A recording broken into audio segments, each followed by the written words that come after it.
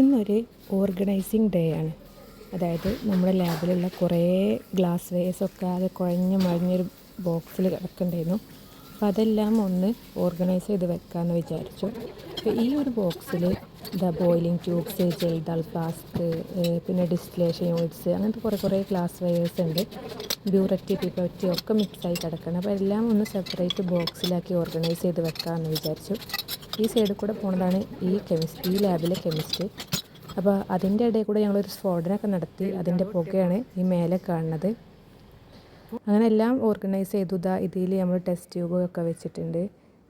പിന്നെ ഇതിൽ ജെൽദാൾ അപ്പാരറ്റസ്, ഇതിൽ ബ്യൂററ്റ്, പിപ്പറ്റ്, അങ്ങനത്തെ കാര്യങ്ങളൊക്കെ കുറച്ച് നീളമുള്ളതൊക്കെ വെച്ചിട്ടുണ്ട്. പിന്നെ ഇതിൽ കുറച്ച് കിണ്ണാകൃതികളൊക്കെ അതും വെച്ചിട്ടുണ്ട്.